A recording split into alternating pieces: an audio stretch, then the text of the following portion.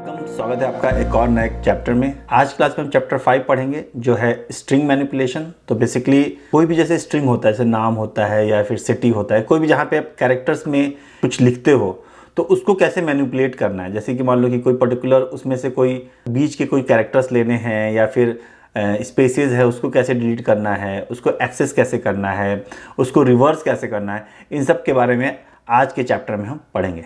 तो बिना कोई देरी किए आज का क्लास स्टार्ट करते हैं। स्ट्रिंग मैनिपुलेशन जानने से पहले हम देख लेते हैं कि स्ट्रिंग क्या होता है। तो स्ट्रिंग होता है a sequence of characters enclosed within single, double quotes और triple quotes. It is immutable, मतलब कि हम इसके जो कैरेक्टर्स हैं उसको हम चेंज नहीं कर सकते हैं।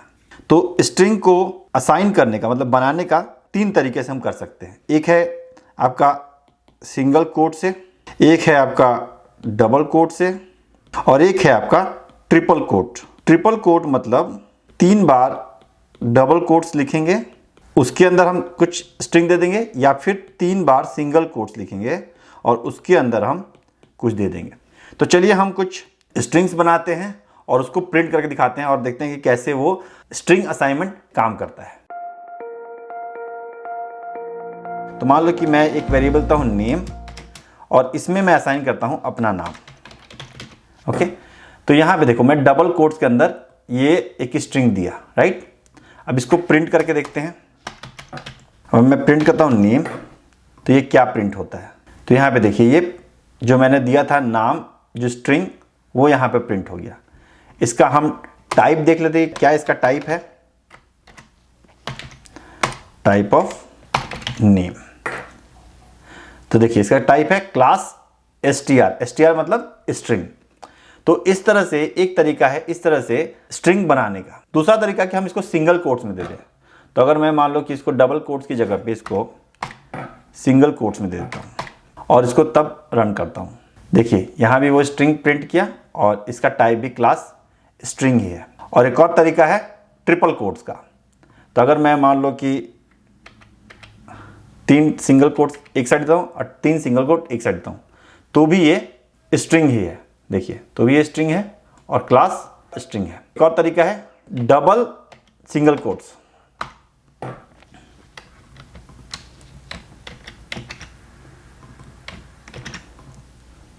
यहां भी ये सेम ही है। तो आप double quotes, single quote, triple single quotes, triple double quotes के अंदर अगर आप कुछ कैरेक्टर्स लिखते हो तो उसको पाइथन एज ए स्ट्रिंग मानता है।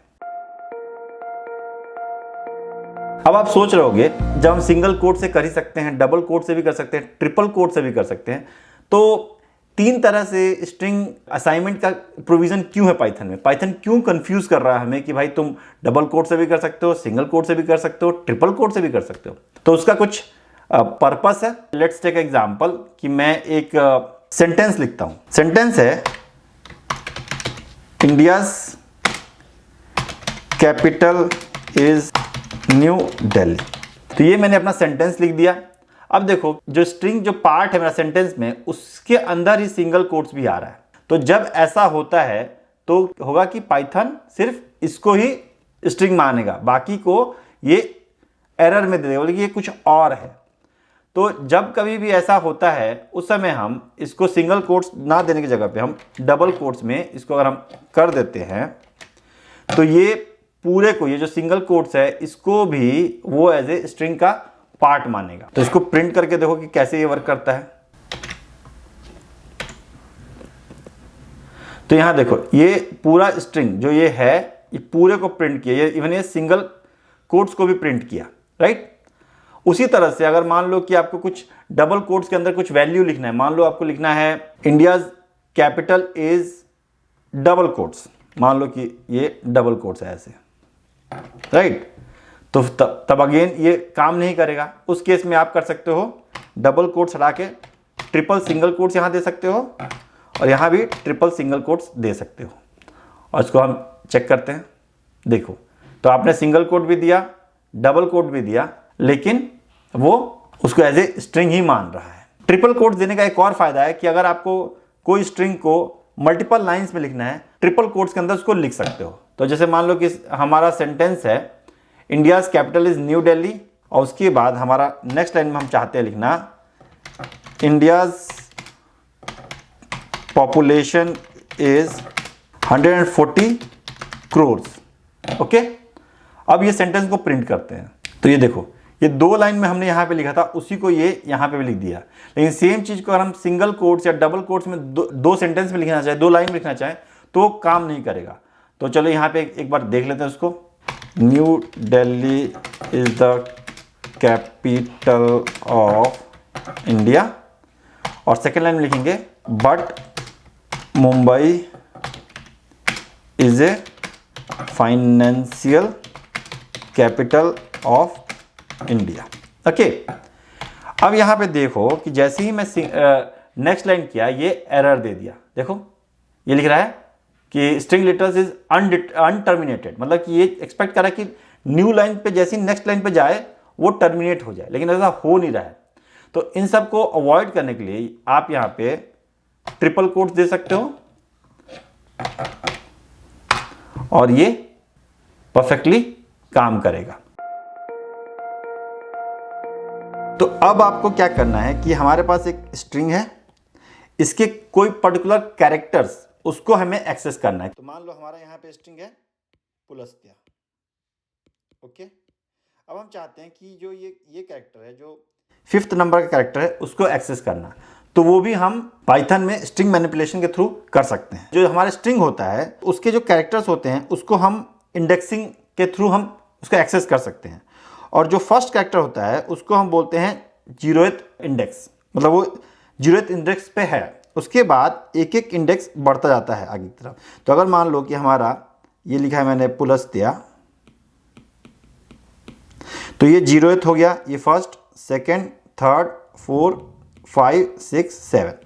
तो इस तरह से इंडेक्सिंग करते हैं हम किसी भी स्ट्रिंग का। और जब इसको एक्सेस करना होता है तो जो भी वेरिएबल में स्टोर्ड है, जैसे मान लो कि ये नेम के अंदर स्टोर्ड है, राइट, तो हम क्या करते हैं, नेम स्क्वायर ब्रैकेट्स डालते हैं, और जो भी कैरेक्टर जिस भी इंडेक्स पे प्रेजेंट है उसको अगर हमें एक्सेस करना, उसका जस्ट हम इंडेक्स नंबर देते हैं। तो मान लो आपको करना है एस को, एस है आपका 4th इंडेक्स पे, तो आप नेम 4 करोगे तो ये आपका हो जाएगा यहाँ पे ये एस असाइन, मतलब ये एस रिटर्न करेगा। यहाँ पे तो आपने देखा कि ये पॉजिटिव में जा रहा है, लेकिन हम नेगेटिव इंडेक्सिंग के थ्रू भी हम एक्सेस कर सकते हैं। तो नेगेटिव इंडेक्स क्या होता है, पॉजिटिव में आप लेफ्ट टू राइट जाते हैं, और नेगेटिव में आप राइट टू लेफ्ट जाते हैं। मतलब आप इस वाले को पहले एक्सेस करोगे, फिर इसको, फिर इसको, फिर इसको। तो अब क्या होगा कि ये जो है, ये जो कैरेक्टर, जो लास्ट कैरेक्टर है, उसका इंडेक्सिंग होता है -1, उसके बाद -2, उसके बाद -3। तो इस तरह से एक एक निगेटिव की तरफ जाते रहता है।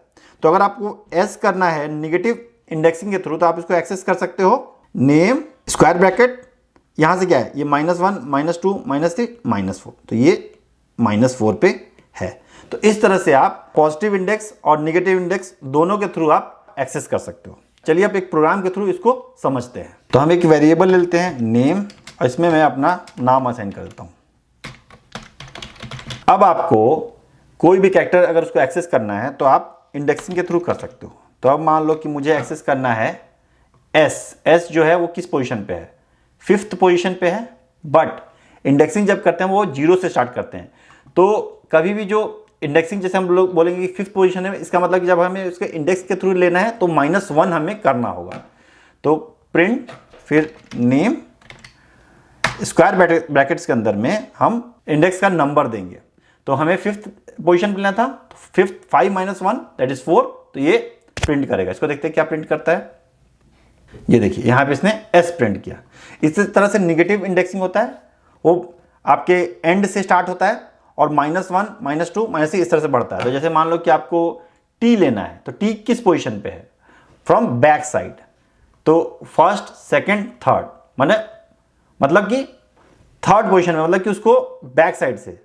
तो ये 3rd पोजीशन में बैक साइड से, तो उसको मतलब कि हमें जब उसको निगेटिव इंडेक्सिंग देना होगा तो हमें देना होगा -3, उसमें हम जो जिस पोजीशन पर था उतना ही पोजीशन देते हैं।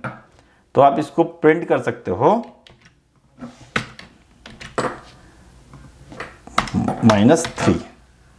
तभी इसको प्रिंट करके देखते हैं। तो ये देखिए यहाँ पे इसने T P प्रिंट किया, और आपका जो 0th होता है वो आपका फर्स्ट होता है। तो अगर आप देखोगे नेम 0, ये P प्रिंट करेगा, और -1 प्रिंट करेगा, लास्ट A प्रिंट करेगा। देखते हैं, तो ये 4th पोजीशन पे, जो 5th पोजीशन में था, मतलब कि 4th इंडेक्स पे था, ये -3 इंडेक्स पे था, ये 0th इंडेक्स पे था, ये -1 पे। तो देखो ये लास्ट था, ये फर्स्ट था, ये पीछे से बैक साइड से 3rd था, और ये फ्रंट से 5th था, इसीलिए 4th इंडेक्स हम लिए।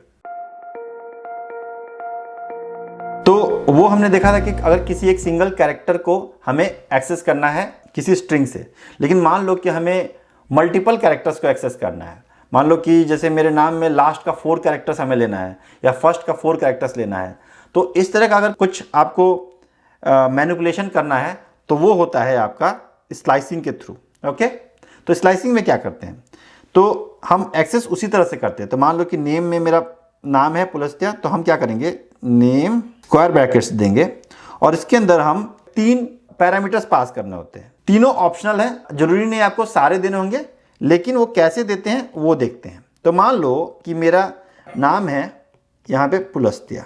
ओके, मुझे AST ये 3 कैरेक्टर्स चाहिए। अब इन 3 कैरेक्टर्स का पोजीशन क्या है, तो 0th पोजीशन पे P है, फर्स्ट पोजीशन पे U है, सेकंड पोजीशन पे L है, और ये A 3rd पोजीशन पे है, S 4 पोजीशन पे, T 5 पोजीशन पे है, Y 6 पोजीशन पे है, और A 7 पोजीशन पे। तो ये हमारे पोजीशंस है। ओके, तो आपको चाहिए AST, तो इसके अंदर हम देते हैं आपका स्टार्ट कोलोन एंड, ये हम देते हैं।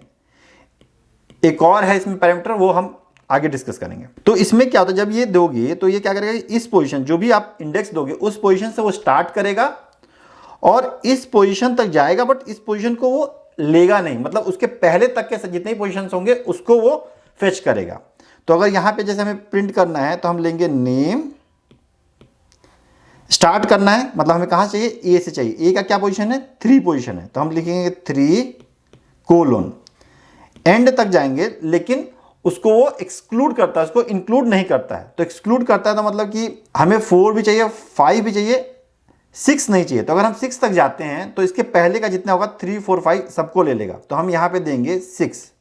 तो इससे क्या होगा कि 3rd position, 4th position, 5th position, ये तीनों पोजीशंस को वो फेच करेगा। तो ये हो जाएगा आपका AST।